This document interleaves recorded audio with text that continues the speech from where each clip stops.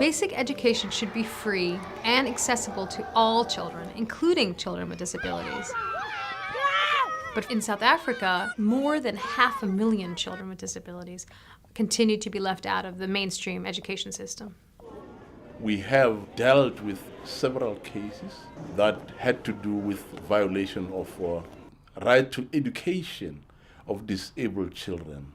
And this ranges, for instance, from cases where children with disabilities were refused admission to mainstream schools because of their disability.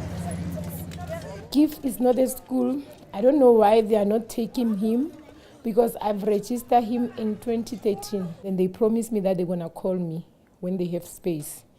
And then early 2014, I went back to school to ask how far is the process of taking my son to school. They said, no, Mama, we still don't have space for you. Meanwhile, my child is at home. He's being more delayed. I don't know when he's in school, how is he going to cope?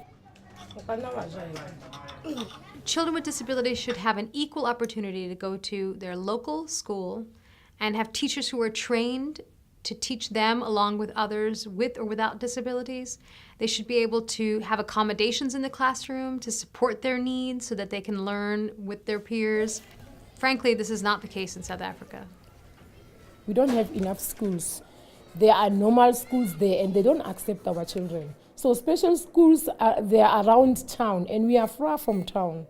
Parents are left with no choice but to seek some kind of education for their children, so they go to specialized schools. Leslie is an 11-year-old who has spina bifida. His mother applied to 9 different special schools before finally getting him accepted to one. Unfortunately, that school is far away and charges a fee. Since Leslie started at school, I'm supposed to wake up early in the morning, 4 o'clock every day. It's not easy for us and our children to get at school.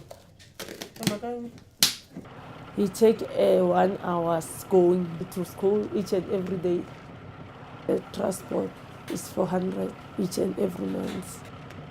If you got the children with disability, the school is too far, the school fees is higher, and we can't afford that money. The rule, as we all agree, should be that, children with disabilities should go to mainstream schools.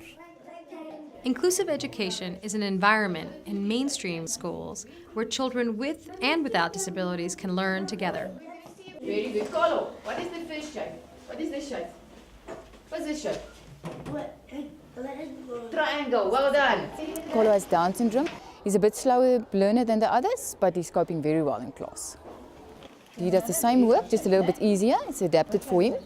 We teach them at a younger age. They are they are normal, they can do whatever they want. If they set their mind to it, they can do it. You can use 3 lines, yes. Ready? Go!